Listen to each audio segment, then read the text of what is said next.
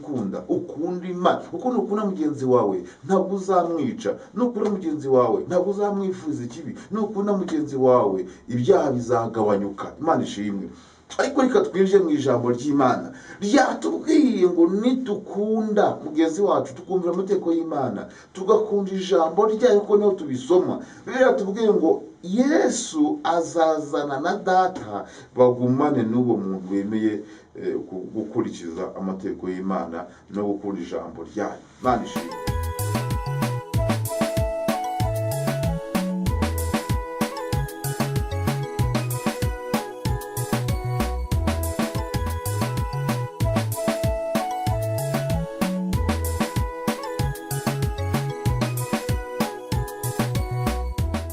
Bakunzi ba Shalom TV turabashuje mu izina rya Yesu Kristo w'i Nazareti.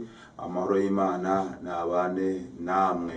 Nongeye kugaruka kuganira namwe mbibutse ko amazina nitwa Ntirenganye Theoneste niyo mazina yanjye, nkaba ndi umuyobozi wa Shalom TV Sonatube. Imana ibaho umugisha.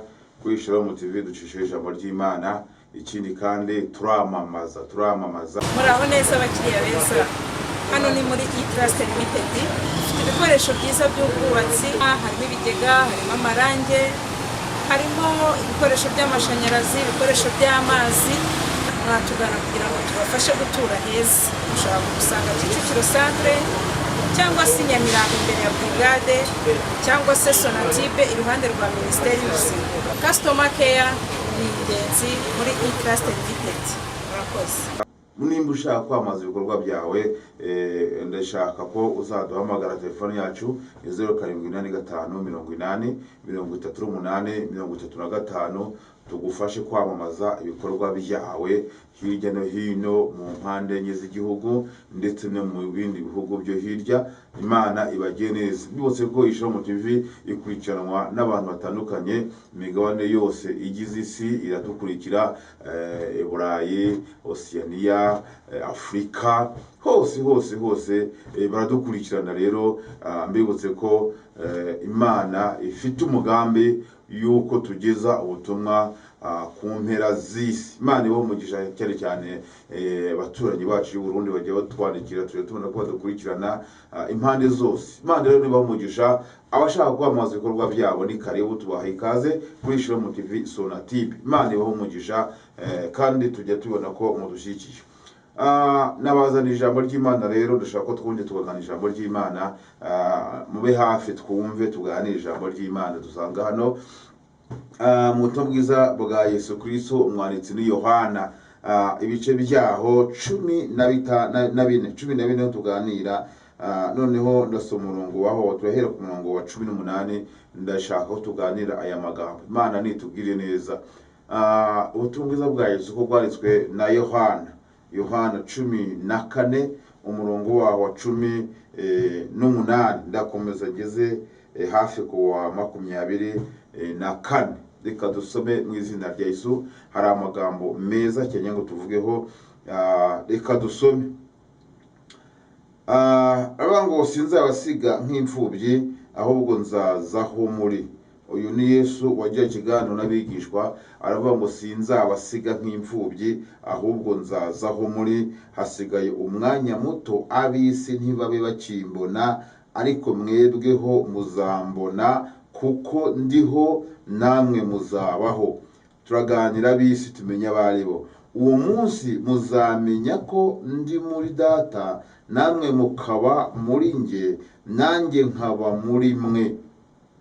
Imana itubwire neza. Bora kugira narimo ngo ufite amategeko yanjye akayitondera ni unkunda, kandi unkunda azakundwa na data, nanjye nzamukunda mwiyereke. Imana ishimwe. 22. Yuda utari Isikariyota aramubaza ati, databuja bibaye bite ko ugiye kutwiyereka niwiyereka ab'isi? Yesu aramusubiza ati, umuntu nankunda azitondera ijambo ryanjye, na data azamukunda, tuzaza aho ari tugumane nawe. Ariko utankunda ntitondere amagambo yanjye, kandi iryo jambo mvuze si iryanjye ahubwo ni irya data wantumye. Imana itubwiye neza. Aya ni amagambo ngiye ngo tuganire mu kanya gato mfite cyane katari kanini, kandi Imana ibaha umugisha kunkurikira. Mbibutse ko iki ni ikiganiro Yesu yagiranye n'abigishwa be, uhereye ku murongo wa mbere. Hari amagambo akomeye yatanze isezerano rivuga ngo ntimuhagarike imitima yanyu, mwizere Imana nanjye munyizere. Arabwira ngo mu rugo rwa data hari amazu menshi, iyaba adahari mba mbibabwiye, ariko kuko amazu ahari ngiye kuyategura, nzagaruka mbajyane. Imana ishimwe. Iyo dusomye ijambo ry'Imana ritubwira ko Yesu yaje gutanga isezerano ry'ijuru ndetse n'iry'ubugingo, kuko ijambo tubwira ngo yaje gutanga ubugingo ndetse bwinshi, niko ijambo ry'Imana ryambwiye. Iyo dusomye ijambo ry'Imana mu isezerano rya kera, hatubwira amasezerano Uwiteka yahaye Abisiraheli. Isezerano rya mbere yabahaye ni iryo kubaha igihugu. Bari badafite igihugu, ariko Imana ibasezeranya kuzabaha iki? Kuzabaha igihugu. Icyo gihugu hari abantu bari bagituyemo, ariko bari kwimurwamo kuko ntabwo bwari ubwoko bw'Imana, Imana igatuzamo ubwoko bwayo. Donc icyo gihugu hari abo yari kukinyaga, yamara kukibanyaga ikagihereza ubwoko bwayo. Imana ishimwe. Icyo gihugu rero yabasezeranyije yarakibahaye. Icya kabiri Imana yabasezeranyije ni umugisha. Guhinga bakeza, korora, nuko ni byinshi Imana yabasezeranyije. Icya gatatu Imana yabasezeranyije ni ukunesha abanzi babo. Bari bafite isezerano ryo kunesha. Iyo bumviraga Uwiteka baneshaga abanzi babo. Bari bafite imbaraga zo kunesha abanzi babo. Imana itubwiriye neza. Ikindi bari bafite ubwenge. No gukurikirana abanyabwenge bakomoka muri Isiraheli, bakora intwaro za kirimbuzi, mbese ibikomeye bikorwa n'Abanyesiraheli. Imana itubwiye neza, kuko bafite isezerano ry'ubwenge, bafite isezerano ry'umugisha, bafite isezerano ryo gutsinda abanzi babo, bafite isezerano ryo guhabwa igihugu. Niyo mpamvu na bugingo n'ubu hahora intambara bashaka kukibambura, ariko kuko Imana basezeranyije igihugu, bakarwana bakagitsindira. Imana ishimwe. Twebwe itorero ry'Imana cyangwa itorero rya Kristo, Imana yadusezeranyije ubugingo, idusezeranye no kuzaduha igihugu aricyo cy'ijuru. Mbibutse ko iki gihugu nta bantu bigize bagikurwamo, ni igihugu cyateguriwe abera. Imana ishimwe. Ufite rero isezerano ry'ubugingo akagira isezerano ry'ijuru, uwo nguwo arahirwa, nakomere, Imana iri kumwe nawe. Imana itubwiye neza rero. Agira ikiganiro n'abigishwa be rero, ikiganiro kirekire yagiranye n'abigishwa be. Ntabwo mvuga byinshi, ariko ndavuga amagambo ageze kuri 3 Yesu yababwiye. Icya mbere, teme y'iri jambo, gukundwa n'Imana. Imana ishimwe. Gukundwa n'Imana. Turarebera hamwe ikimenyetso kikwereka ko Imana yagukunze kandi muri kumwe. Imana ishimwe. Uko ijambo ryo ngo nzazaho njyewe na data tuzazaho uwo muntu ari, tugumane. Turarebera hamwe ibintu bikwereka kuri kumwe na data. Ibyo kubahiriza byo twabisomye ni amategeko. Nimunkunda muzitondera amategeko yanjye, nimunkunda muzitondera ijambo ryanjye, nimunkunda data azabakunda kandi nanjye nzabakunda, njye na data tuzazaho muri. Imana ishimwe. Abayuda cyangwa se abigishwa ba Yesu bari bazi neza ko bakurikiye Mesiya, kandi bari bakurikiye umwami, kuko wari umwami w'amahoro. Bari bazi ko uyu mwami namara kwima azabaha gutegeka, dore ko bari bakoronijwe n'Abaroma, bari ku ngoma y'Abaroma, bari barabakoronije. Bakurikiye Yesu bazi neza ko Yesu azabaha ubutegetsi, bamara gufata ubutegetsi bakihumura ku ngoma y'Abaroma. Nicyo bari bazi. Abigishwa icyatuma bakurikira Yesu kwari ukugira ngo bazihimure ku ngoma y'Abaroma yari yarabazengereje. Noneho rero ababwiye ko ab'isi batazongera kumubona, ahubwo bazamubona bagira ikibazo bavuga none se ko tuzihimura ku Baroma kandi Abaroma akaba ari ab'isi, ni gute Yesu atazamubona kandi azaba ari umwami wacu? Bagira ikibazo gikomeye cyane. Nicyo cyatumye Yuda utari Isikariyota, mbibutse ko mu ntumwa za Yesu hari harimo ba Yuda babiri. Uyuda wa mbere rero ni uwamugambaniye ari we Yuda Isikariyota. None Uyuda wa kabiri ntabwo rero ngo ni Yuda, Bibiliya bisobanura ngo ni Yuda utari uw'Isikariyota ariko twasomye. Agira ikibazo atanga abandi kubaza, nubwo Petero ari wakundaga kubaza, ariko noneho Yuda yaramutanze aravuga ngo tubwire noneho bibaye bite, bigenze biti? Twaguriye tuzi kuzima, twarangiza tukaba abayobozi tukihimura ku ngoma y'Abaroma, none kuki utazabiyereka wo kireka twebwe? Imana nitubwire neza. Yuda abaza kino kibazo no twagisanze ku murongo waho wa 22 ngo Yuda utari Isikariyota aramubaza ati databuja bibaye bite ko ugiye kutwiyereka niwiyereka bisi? Yesu aramusubiza ati umuntu nankunda azitondera ijambo ryanjye. Bantu bankurikiye, bantu tuganira, mbibutse ko niba haleluya ari icy'Imana yavuganye nawe, igikuru ngombwa ni ukwitondera ijambo ry'Imana. Itondera ijambo ry'Imana, wahanurirwa ibitangaza, wahanurirwa ibikomeye, ariko ngombwa ni kimwe, urasabwa kwitondera ijambo ry'Imana. Nitugaruka mu mategeko y'Imana, naho twazi ngo umuntu nankunda azitondera amategeko yanjye. Hari abantu badasobanukirwa amategeko y'Imana yariyo, cyangwa se amategeko Imana ivuga na yahe.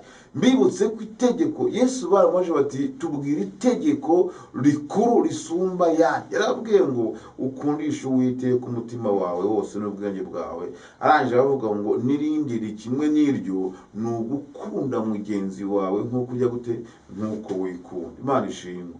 Paulo yavuze ngo nubwo nagira indimi, nkahanura imisozi ikavaho, nkakora ibitangaza bikomeye, ariko gikoresha ngo ntafite urukundo ntacyo byaba bimaze, mba mbaye nk'icyuma kirenga. Mbibutse ko ubu tuvugana urukundo rurimo ruragenda rugabanyuka mu bantu. Abantu nta rukundo bakigira, kuko Satani azi neza yuko nukunda mugenzi wawe uzaba ukoze ikintu gikomeye cyane, Imana izagukunda ndetse ikagiza aho uri. Imana ishimwe. Ndumva mfashijwe. Ariko urashaka kubwira ngo itegeko Imana igutegeka nuko wongera ugakunda mugenzi wawe, ikindi kandi ugakunda n'Imana. Ndiya ushize ngize kubabwira kuntu isi cyangwa se ubutegetsi bw'isi ugendera ku itegeko rimwe rivuga ngo kunda mugenzi nk'uko wikunda. Hari no winyandikiye avuga ati rwose uzatubwire, uretse ko nzamutumira umunsi umwe nitonze tukagirana deba y'ubutegetsi n'ubutegetsi bw'Imana. Ariko mbibutse ko haleluya itegeko riguhana iyo ugiriye mwene so nabi cyangwa se umwifasheho nabi. Ibintu byose leta ihana ni ukuba witwaye nabi. Ariko mbibutse ko turamutse tugize urukundo rw'Imana, tugakunda na bagenzi bacu, nitwe twayobora isi, nitwe twaba abayobozi, kuko twaba dufite amategeko y'Imana muri twebwe, kandi Imana yazi ikabana natwe ikadufasha mu buyobozi bwose. Imana ishimwe, kuko nayo itanga n'ubwenge. Haleluya. Noneho kunda mugenzi wawe. Imana iragusaba urukundo. Kunda mugenzi wawe nk'uko wikunda. Ukunda Imana. Kuko nukunda mugenzi wawe ntabwo uzamwica. Nukunda mugenzi wawe ntabwo uzamwifuza ikibi. Nukunda mugenzi wawe ibyaha bizagabanyuka. Imana ishimwe. Ariko reka twinjire mu ijambo ry'Imana. Ryatubwiye ngo nitukunda mugenzi wacu, tukumvira amategeko y'Imana, tugakunda ijambo ryayo, ko niho tubisoma. Biratubwiye ngo Yesu azazana na Data bagumane n'uwo muntu wemeye gukurikiza amategeko y'Imana no gukunda ijambo ryayo. Imana ishimwe. Haleluya, haleluya. Yesu azaza aho turi tugumane. Yesu azaza aho turi tubane iteka ryose. Yesu ni Imana, bazaza baturane n'uwo muntu. Imana ishimwe. reka tuganire ibimenyetso bigaragaza ko Yesu yaje ari kumwe nawe. Birashoboka ko utabimenya, ariko ntushobora kubaho utazi ko Yesu muri kumwe. Cyambere iyo Yesu yaje wumva amahoro menshi mu mutima, ikindi kandi wumva umunezero kandi ukagubwa neza. Imana ishimwe. Aho Yesu ari, reka manze nkubwire, wumva amahoro, wumva umunezero. Ariko ikimenyetso gikuru kigaragaza ko Yesu muri kumwe, wumva ijwi. Imana ishimwe. Nari mvuze ngo ikimenyetso cyambere gihatse ibindi, wumva ijwi ry'Imana. Haleluya.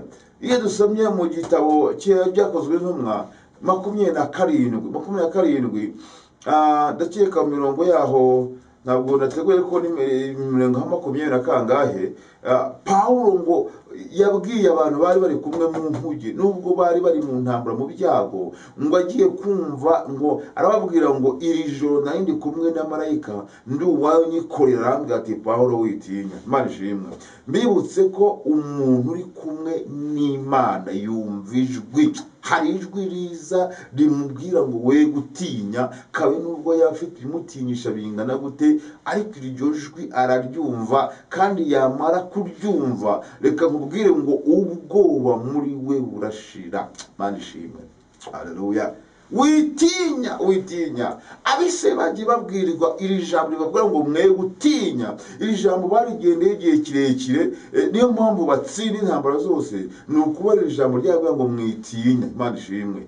Abahanga bashakashatse cyangwa teologiya bavuga ko rivugwa inshuro 365 muri Bibiliya. Ubugaruka rivugwamo inshuro 365. Ijambo rivuga ngo witinya ni ijambo rihumuriza umutima w'umuntu. Imana ishimwe. Kandi iri jambo ntabwo riza kuko wariye, niyo utariye iryo jambo riraza, ntabwo rivuza kubera ko uri muzima. Niyo warwaye iri jambo uraryumva. Imana ishimwe. Rikubwira ngo witinya, ndi kumwe nawe, nzakugira gukina gutya. Nubwo ubona nta nzira byacitse, ijwi uraryumva. Kumva yakubwiye ngo witinya, ndi kumwe nawe, nzakugira gutya, nzakugira gutya. Imana ishimwe. Ijwi uraryumva. Pawulo yararyumvishe, kandi ari mu ngorane, ari mu byago, arababwira ngo witinya, ugomba kugira urugendo rwawe kurangira ukagera aho wari ugiye. Imana ishimwe. Ijambo rya mbere, wumva ijwi ry'Imana. Bibutse ko uyu marayika wazaniye ubutumwa Pawulo muri iyi nkuge niwe waryumvishe wenyine, kandi ntabwo yari wenyine, ahubwo yari kumwe n'abantu benshi. Ariko kuko niwe wenyine Imana yabonaga, niwe wenyine Imana yari iri kumwe nawe, araryumva, ribwira bagenzi be. Imana ishimwe. Iri jwi ushobora kuryumva, umugore wawe ntaryumve, kandi muryamanye ku gitanda kimwe, muri no mu ishuka imwe, iri jwi ukaryumva, umugore ntaryumve. Iri jwi riraza ukaryumva, abandi baryumve, cyangwa se inshuti zawe ntiziryumve, kuko uri kumwe n'Imana. Imana yaje aho uri. Imana ishimwe. Mbibutse ko uravuze ngo muzagumana. Imana ishimwe. Kabiri, iri jwi iyo rije, iyo uri mu byaha, uri mu ngorane, wumva ihumure mu mutima. Imana nitugiye neza. Cya kabiri, wumva ikimenyetso cya kabiri, ugira ihishurirwa. Utangira kubona, ugira ihishurirwa. Bazakiri ngo bagize amayerekwa, ba Isaya bagize amayerekwa, bose bagiye bagira amayerekwa, ba Daniyeli bagiye bagira amayerekwa. Ariko reka mvuge Yohana we yagize iyerekwa, ibyahishuye Yohana ibice 4, nawe ngo yagize iyerekwa, ngo yumvise ijwi agira n'iyerekwa. Nusoma kuva ku gice cya 4 kugeza mu bice 22, ijambo uzajya usangamo ijambo rikuru rivuga ngo numva. Kabiri, ndabona. Umuntu Yesu yaje kubana nawe agira ihishurirwa. Imana nitugire neza. Imana turimwe. Agira ihishurirwa. Yohana ngo yari ari mu ngorane, yari ari mu byago, ariko yumva ijwi, yabanje kumva. Ariko bituvuga ngo aravuga ngo nazamuke aza aho ari, ngo amwereke ibikwiriye kuzabaho muri iyo minsi. Ngo hanyuma y'ibyo mba mu mwuka, ntangira kugira ihishurirwa, ntangira kugira iyerekwa. Akenshi n'ibi bihe tugira tunyuramo, mbibutse ko Yohana yabyeretswe akanabivugaho. Imana ishimwe. Tumva afashijwe. Ndashaka kubwira ngo b'inshuti ya Yesu, bana n'Imana mu buzima bwawe bwa buri munsi. amen. Imana ishimwe. No rero umva kuntu Bibiliya yatubwiye ngo Yesu aramusubiza ati umuntu nankunda azitondera ijambo ryanjye, na data azamukunda, tuzaza aho ari tugumane nawe, ariko utankunda ntitondera amagambo yanjye, kandi iryo jambo mwumvise si iryanjye. Imana ishimwe. Umuntu nankunda azakundwa na data, kandi njye na data tuzaza aho ari, uwo muntu tugumane. Imana ishimwe. Hari amagambo acinye ry'abagenzi abantu bagahubangana rwose, ariko ndashaka gukomeza wowe wamenye Imana, wowe wamenye ko Imana igira neza, komera ku ijwi wumva, kandi Uwiteka Imana ijya gushoboza. Ntabwo uyu muntu uri kumwe na Kristo kandi azazana na data, ntabwo akenera ubuhanuzi buturutse mu bantu, ntabwo akenera ubuhanuzi buturuka mu bantu. Abantu barayobye, birirwa birukanka mu misozi, birirwa mu nsengero hirya no hino bashaka ko bahanurira, ariko ushaka kubwira ngo umuntu uri kumwe n'Imana, akaba ari kumwe na Yesu Kristo, ntabwo yirukanka mu buhanuzi, ahubwo we agenda yumva ijwi, kandi ijwi ry'Imana muri mbiravuze ngo mukiza, ijwi ryawe numvishije rindutira ayo yose. Arangije avuga ngo rinyongorere mu mutima kugira ngo ntumvira ayo moshya. Imana ishimwe. Umuntu wumva ijwi ry'Imana ntabwo wamubwira ngo Imana ivuze gutya na gutya. Ubwe iyo umuhanuriye abasha gutandukanya iby'umuntu n'Imana, arabitandukanya kuko Yesu aba ari muri we. Imana ishimwe. Iyo dusomye kugira ngo abose baneshe intambara zose dusoma mu ijambo ry'Imana, nuko babaga bafite abantu bari kumwe n'Imana. Elisa yajyaga agira iyerekwa, agahishurirwa aho inama zateraniye kugira ngo batere igihugu cya Isiraheli, ngo yarangiza ngo izo nama mu gihe bari kuzicura nawe akaba zirimo mu buryo bw'umwuka, ngo bagabe ibitero bagasanga abisirayeli babatangiriye, bakarwana bakabatsinda kubera ko yabaga ari mu iyo nama. Imana ishimwe. Tujya tuba mu nama z'abashaka gucira ibice igihugu, cyangwa se natwe ngo baducire ibico, kubera ko twabaye mu nama zabo mu iyerekwa. Imana ishimwe. Twasenga imigambi igapfapfana. Mbibutse ko dufitiye akamaro isi muri iki gihe cya none, kuko Imana iri kumwe natwe, na Yesu akaba ari muri twebwe. Yesaya yaravuze ngo nzatura muri mwebwe, ngendere muri mwebwe, nzababera Imana, mumbere abahungu n'abakobwa. Nshuti bakurikiye iri tangazamakuru, ndashaka kubabwira agaciro umukiranutsi afite, nuko yumva ibyo abandi batumva, kandi agaciro umukiranutsi afite nuko abona ibyo abandi batabona. Imana ishimwe. Kindi kandi agendana amasezerano y'Imana, ntabwo baba afite. Imana ishimwe. Nkushishikaje kumva ijwi ry'Imana, kandi nkushishikaje gutunga iyerekwa cyangwa se ishurirwa. Imana ishimwe. Haleluya. Nubwo Yohana yabaga ari mu ntambara, ari mu bibazo, mbibutse ko mu bantu bahuye n'ibigeragezo bikomeye Yohana arimo, ariko ntabwo yigize atesha agaciro imvugo y'Imana. Imana ishimwe. Ndashaka kukubwira ngo b'inshuti ya Yesu, ukunde mugenzi nk'uko wikunda. Ikindi kandi Imana izaza aho uri. Bika ijambo ry'Imana. Nimba ukeneye guhanurirwa, nimba ukeneye amasezerano, winjira mu ijambo ry'Imana, uvugane n'Imana. Umva kuntu mu Baheburayo havuga ibice 8, haravuga ngo ntawe uzongera kwigisha n'ubumenyi w'Uwiteka, ngo kuko bose bazajya bigishwa nanjye, ngo guhere ku mukuru kugeza ku mutoya. Ijambo rikaba rivuga ngo abo bantu bataravuga nzumva, batarataka nzajya mbatabara. Imana ishimwe. Dukeneye kwigishwa n'Imana, kandi imvugo y'Imana turayigendana, turayitunze. Nimba ushaka kumenya icyo Imana igushakaho, injira mu ijambo ry'Imana. Amen.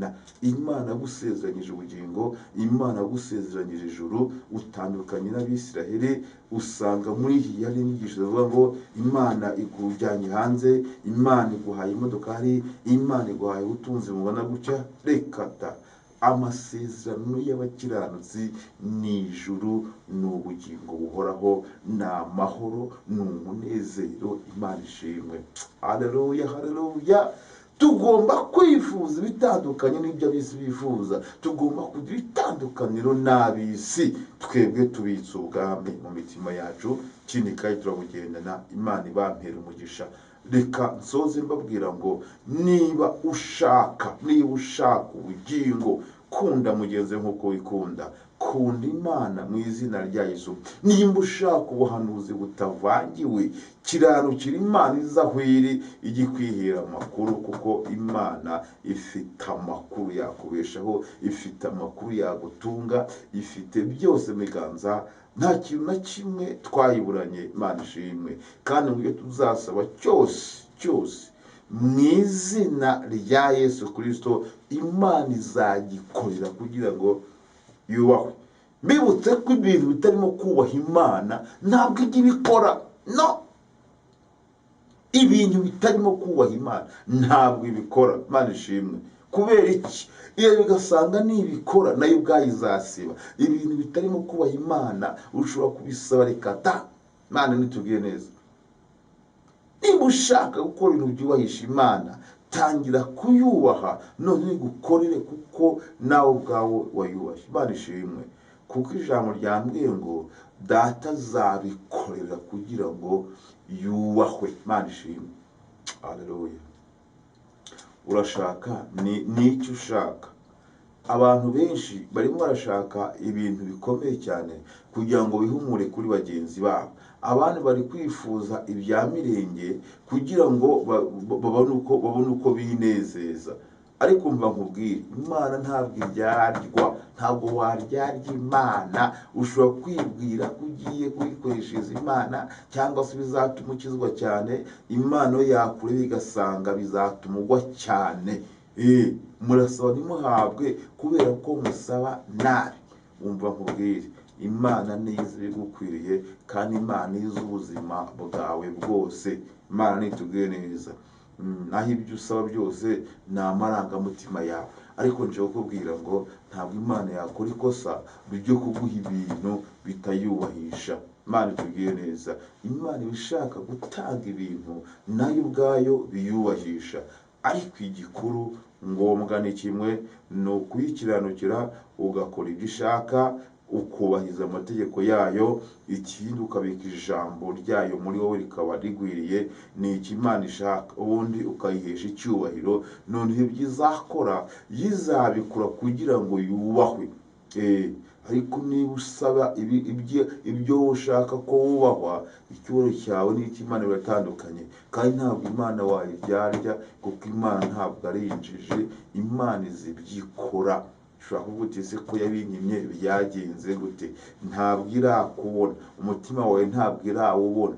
Kandi ibyo usaba nuko nyine twe turavuga ariko Imana ikora. Twebwe turasaba ariko Imana yitanga. Ntabwo wayitegeka ibyo ushaka. Imana ikora ibyo ishaka, ntawe itegeka. Niko ijambo ryayo ryambwiye. Ikora ibyo ishaka, ntabwo wayitegeka.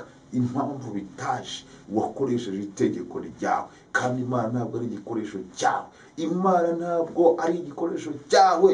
Imana ikoresha abantu, ntabwo abantu bakoresha Imana. Wayisabye ibigendanye n'ibyo wifuza. Haravuga ngo ikore nonaha ryari. Imana ikorera igihe ishakiye. Imana ishimwe. Ndumva wafashijwe.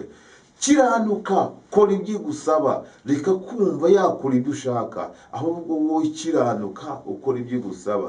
Ibindi Imana izabikorera kugira ngo yubahwe. Ariko ibyo usabwa ni ukugira ngo wowe wubahwe ubikirangirire. Oya, si ik'Imana. Ntabwo Imana ikora gutyo. Imana irashaka umutima wawe. Imana irashaka ko urukundo ruba muri wowe. Imana irashaka guhindura ibyanze guhinduka muri wowe.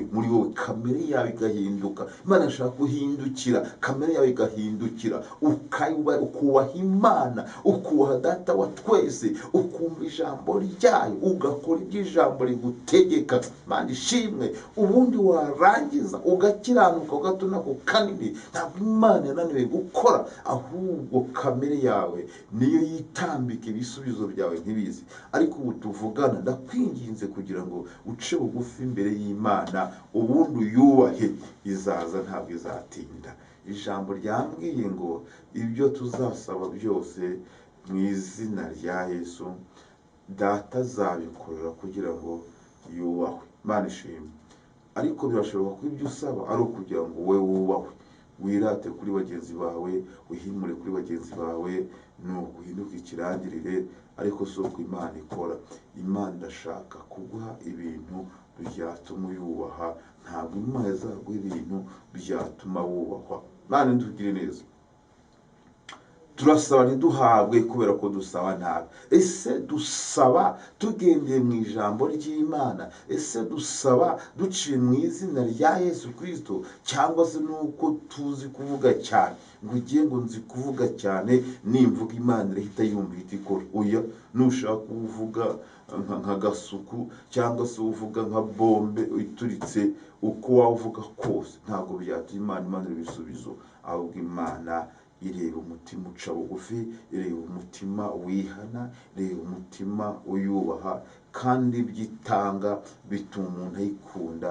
Hari ibyitanga. Imana nitubwiye neza, ntabwo Imana ipfa gutanga gusa, ahubwo ireba bibaye. Imana ishimwe. Kandi ko bitayiguhaye kandi wanakiranutse, ibona ko uzabyara cyangwa se ukabikoresha ibidakwiriye, Imana ikabikwima, ikakurindira mu mbabazi zayo, ikakurindira mu buntu bwayo. Umva ko Dawidi yavuze ngo ntumpe ubutunzi budatuma mpaga nkibagirwa izina ryawe cyangwa se nkakugayisha. Arangije agiye kubona kandi ntumpe ubukene, undinde ubukene butuma nsonza izina ryawe rigatukwa. Wowe urasaba gute? Imana itubwire neza. Icyaduha tukamenya gusaba, tukamenya n'umurongo dusabiraho n'impamvu dusaba. Imana ishimwe. Haleluya. Kandi tumenye neza ko twebwe ibyo tubivuga gutya gusa, ariko ibyo ntabwo tubizi. Iyo dusaba, irareba ikabona n'imikoreshereze y'ibyo uri kuyisaba. Ntabwo Imana ireba nk'abantu. Iyo twe turayisaba, yego Imana ikumva, ariko iyo imaze kumva ibyo tuyisaba, ihita ireba n'imikoreshereze y'ibyo tugize gute, y'ibyo tuyisaba. Ireba imikoreshereze yayo. Kavuga ngo uyu muntu kwa nsaba imodokari, iyi modokari azayikoresha gute? Yareba Imana yayiguhaye igasanga uyitwayemo indaya, igasanga uyitwayemo forode, igasanga urimo urayisambaniramo, igasanga iguteranyije n'umugore wawe, igasanga iguteranyije n'abana bawe. Imana ikavuga iti aho kugira ngo nyimushye muburi, nagumane iki cyifuzo cyayo. Nuko Imana ikora, kuko iba yarebye iby'umutima wawe uzakoresha iby'izaba yaguhaye. Iyo ibonye rero uzabikoresha nabi, Imana ihita ijya gute? Nasomye ijambo rirambwira ngo igituma yubahwa ni uko ikinga ibintu. Imana itubwire neza. Reka dusenga Imana. Igituma Imana yubahwa ni uko ikinga ibintu. Imana ishimwe. Reka dusenga Imana, mbibutsa kuri subscribe no kuri share ku nshuti zanyu kugira ngo dufatikanye kwamaza ivugabutumwa. Nyankuna kuba gukora subscribe no gutera inkunga Shalom TV Sonatube. Gukora subscribe no gudufasha ivugabutumwa. Imana igiyeho umugisha rero. Wewe wankurikiye wanteze amatwi, ndashaka ko dusenga n'Imana muri kano kanya, kandi nkwibutsa ko turamamaza ushaka kudodesha imyenda myiza, ushaka amarange meza, ushaka gukora inzu ye neza cyane, ushaka kwambara neza, byose n'ibindi se tubibazanira. Gusa ujye uduhamagara cyangwa se uhamagare ba nyirizo produit bakuhe ibisobanuro birambuye, uko telefoni zabo zigiye zibaho. Kandi utanazibonye vuba, wahamagara iza Shalom TV Sonatube, nazo ziriho, tukakurangira wakuri ibyo bintu. Kandi no kuri ni byiza cyane. Imana namwe guhumugisha twiyemeje kubagezaho byose kandi ku gihe. Imana ibaho umugisha rero, pfukama aho uri wumva ijambo ry'Imana. Wagenze kenshi baraguhanuriye, bakubwiye ibintu ntibyasohora, bakubwiye ibitangaza, witeze urabiheba. Oya, umva nkubwire, si uko Imana ikora, ibitanga yabonye n'icyo uzabikoresha, ikamenya ngo bizabyara umusaruro kandi binyubahisha. Imana ituye umugisha.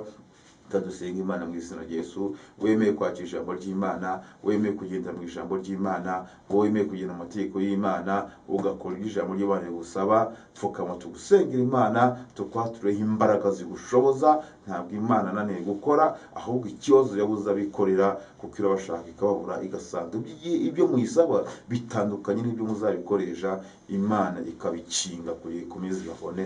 Imana ibaho umugisha. Yantumye ngo nkubwire ngo haleluya, garukira aho ngaho, uce bugufi yubahe kandi uyubahishe, ubundi ukunde mugenzi wawe, dukunde n'Imana, ibindi izabyikora mu gihe cyabyo. Imana ibaho umugisha. Reka dusenge. Imana turagushimye ko ubonye natwe, kandi ijambo ryawe ko imikoro igira mu mitima yabo. Data rero, baranatwe tujye neza, kandi imbabazi zikomeze kutubaho. Abantu bose bumvishe ijambo ryawe baha umugisha, kandi ribahindure, kuko turashaka abantu bahinduka ibyaremwe bishyashya, bakamenya ikiri ngombwa, bakamenya icyo bashakaho, ko ari ukwihana, ko ari ugukizwa, bagahindukira bakumvira amategeko yawe, ikindi kandi bagatunga ijambo ryawe mu mitima yabo, kugira ngo bakore ibyo wifuza, ubona byazabagirira akamaro ejo hazaza, bitazabangiza. Turabasengera wowe Uwiteka Imana, ngaho baha umugisha, kandi ukuboko kwawe kuza kubabeho, ubaha ubwenge, basobanukirwe ibyo ushaka, kandi bamenye neza ko ukora ibyo ushaka, atari ugukora ibyo bashaka, ahubwo wowe ukora ibyo ushaka, byatuma abantu baguma mu bugingo. Turabasengera rero ko imbabazi zibabeho, nk'uko Imana ikunze kubungabunga umutekano wabo, kandi barwanya intambara mu izina rya Yesu Kristo Nazareti, kugira ngo ukomeze kubaha amahoro n'umunezero, umutekano wuzuye kuri bo. Urakoze kuri Imana bije gusenga kwacu, icyo kiri cya mu izina rya Yesu Kristo we Nazareti. Amen. Imana rero nibaho umugisha abantu twabanye, kandi abantu bazadukurikirana bose. Imana ibaho umugisha. Komenti, inama, ibitekerezo byanyu birakenewe, kandi nawe niba ufite icyo wavuga, ngwino kuri Shalom TV Sonatube. Ni karibu dukorera Sonatube muri rompuwe mu gikari cya Equity niho tuba turi. Imana ibaho umugisha. Amahoro y'Imana abane namwe. Shalom.